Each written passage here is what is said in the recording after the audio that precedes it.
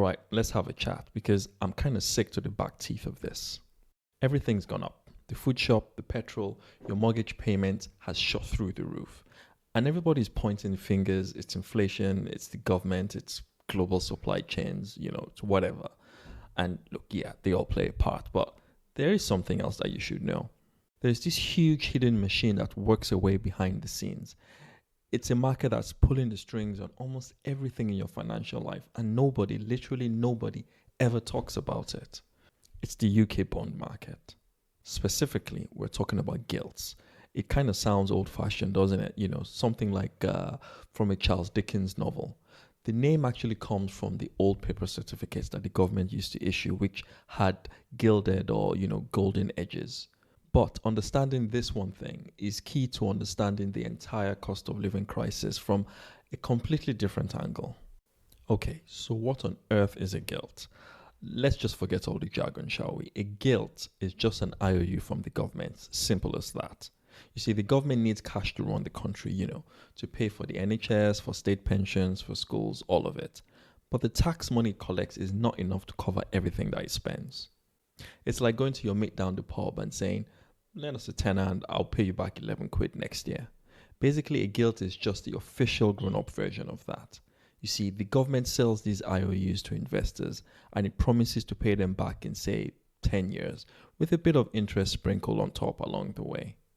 But the thing is, they're not borrowing a tenner, they're absolutely borrowing astronomical sums of money. In the last full financial year, the government spent way more than it brought in. That gap, which is known as the budget deficit, was about let's just confirm, about 131 billion. Think about that, 131 billion. And how will they fill this massive hole? Well, they sell IOUs, these gilts. So the total amount that the UK government owes from all this historical borrowing, our national debt, is now a mind-boggling 2.8 trillion pounds. It is the country's credit card and it is absolutely maxed out. And who are they borrowing from? Well, us, sort of. The biggest buyers of these gilts are huge financial institutions, like pension funds, that's our retirement money. You have insurance companies and you also have banks. Increasingly, they're also borrowing from foreign investors and other governments who held about a third of all gilts as of mid-2024. So when we talk about the gilt market, we're talking about these huge players that trade these IOUs amongst themselves every single day.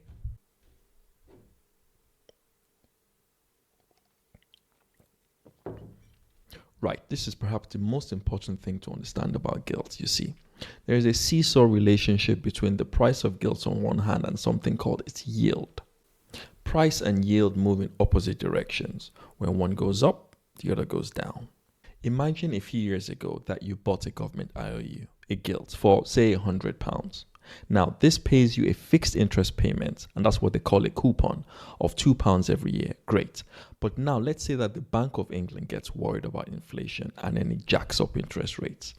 To attract new lenders, the government has to issue new gilts that pay, say, £5 a year. Suddenly, your gilt that only pays £2 looks a bit rubbish, doesn't it? Because no one in the open market is going to pay you the full £100 for it when they can get a brand new one that pays £5. So, to sell your old gilt, you have to drop the price. Now, let's say you drop the price down to £50. But here's the magic bit. That gilt still pays out that original £2 a year. That's locked in for its entire lifetime. But because the price that you paid for it on the market is now only £50, the return that you're getting on your money, so the yield, has actually gone up. Getting £2 back on a £50 investment is now a 4% yield. So the price went down, but the yield went up. Price down, yield up. That's a seesaw. And that yield is a number that we need to watch. It's the true real-time measure of the government's borrowing cost right now. Now, to really understand why this boring gilt market matters, we need to talk about a crazy few weeks in September 2022. Now, I'm sure many of you actually remember it, and it shows how close things came to a genuine financial meltdown, all because of gilts. Now, the UK government on a Friday morning suddenly announced it was going to spend an absolute fortune on tax cuts. It was kind of like a person deciding, hey, I'm going to buy a Ferrari without checking my bank account first. Investors, the people who lend the UK government money by buying gilts, looked at this and they absolutely panicked. They thought to themselves, can the government actually afford this? And will we get our money back? It was kind of like seeing your most reliable, sensible friend suddenly start gambling wildly. And so they started, selling their UK bonds, their UK gilts all at once. Think of it like a housing market. If one person on a street sells their house, that's normal. But if every single homeowner on that street tries to sell their house on the very same day, what do you think happens? Well, the price will crash. That is exactly what happened to the price of gilts. They went into an absolutely free fall. Now, this is where it gets personal. Who owns most of these gilts? The biggest buyers are the huge pension funds that look after our retirement money. For them, gilts are like the solid brick foundations of a house, the safest investments that you can have. But many of these pension funds had been using a very clever but complicated strategy called liability-driven investments, or LDI. Basically, to make their money work harder, they were only putting down a small deposit to buy their gilts, and they were then borrowing the rest. It's a bit like getting a mortgage on a house. And as long as the price of the house, in this case the gilt, is stable, you're absolutely fine. But when the gilt prices crashed, it was like the value of their house suddenly halved overnight. You see, the lenders, the big banks, they got terrified and made what's called a margin call. They phoned up the pension funds and they essentially said, look, mate, your deposit is no longer big enough to cover your loan. You need to give us billions of pounds in cash right now. The pension funds were in an absolute nightmare situation. To get the cash, they had to sell the only thing that they could, their gilts. But this just poured petrol on the fire because by selling more gilts, they forced the price down even further. And the further the price fell, the more cash the banks demanded. And this created a terrifying, debt spiral. The very act of trying to save themselves was making the problem worse. And it was threatening to drag the entire pension system down with it. For a few days, millions of people's, retirement savings were genuinely at risk. The situation got so bad that the Bank of England had to step in. It basically acted like the financial fire brigade, announcing that it would spend up to £65 billion to spend on gilts and stop the panic. It was a stunning moment because the country's own central bank had to launch a massive emergency bailout to protect the UK from the actions of its own government. This whole sequence of events was one of the things that many people believe took down Liz Truss and basically ushered her out of government. This story isn't just a dramatic headline, it's the perfect real-world example of the seesaw. Basically, the government announcement scared investors. Those investors then sold the gilts, which then crashed the price down and sent the yield, so the government's borrowing costs, sent that through the roof. And it shows that this supposedly obscure market for gilts isn't just some city slideshow. It's directly connected to your future, to your pension and the financial stability of the entire country. Okay, so outside of pensions, why should you care about this boring seesaw?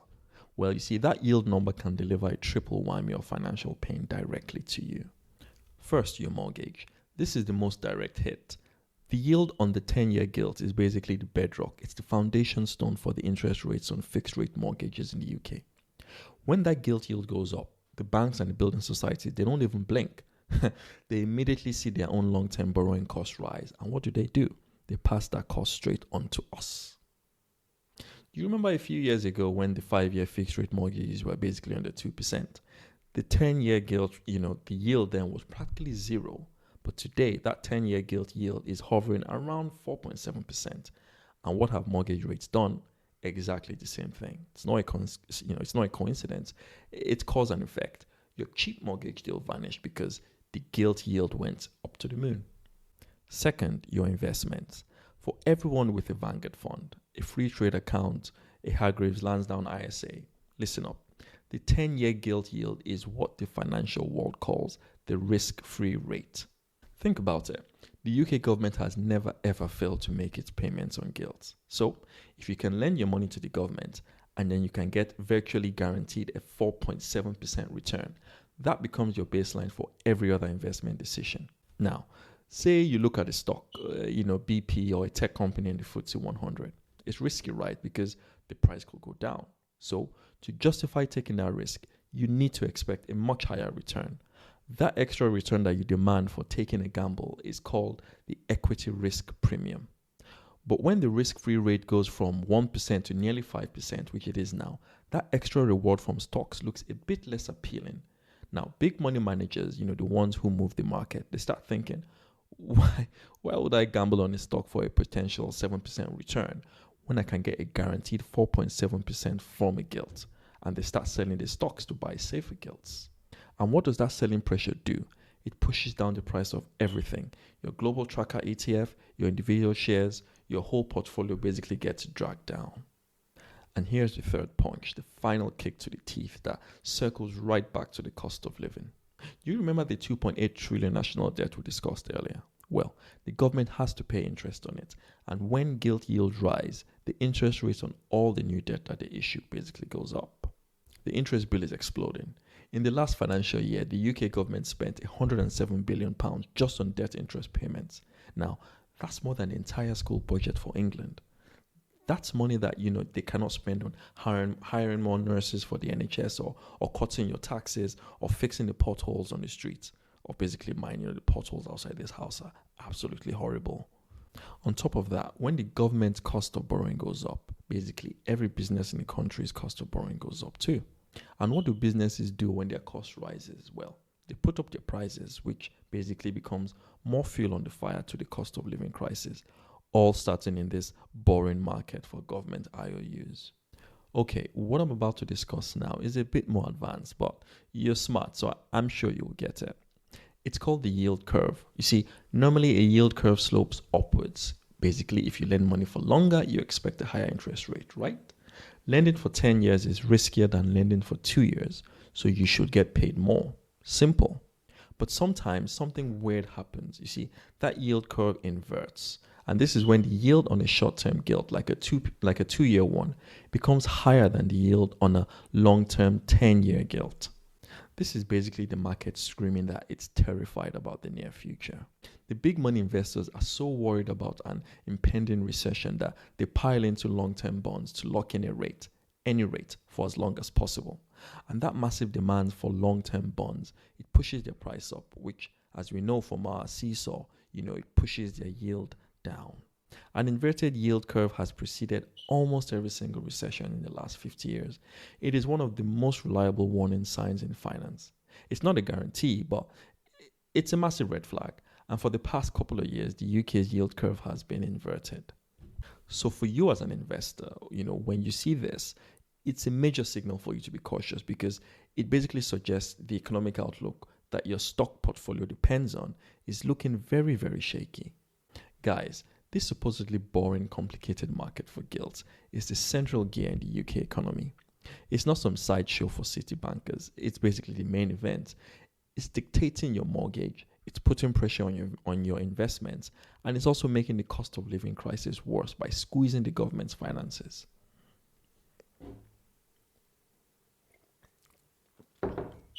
So the next time you're scrolling through financial news, don't just look at the FTSE 100 or the price of Bitcoin. Find the number for the UK 10-year gilt yield because that one number, more than almost any other, is having a massive direct and daily impact on your money. It's the most important number that you probably weren't watching until now, hopefully. All right, I hope that clears things up. So please hit like if the video provided some value and subscribe if you want to see more like this. Bye.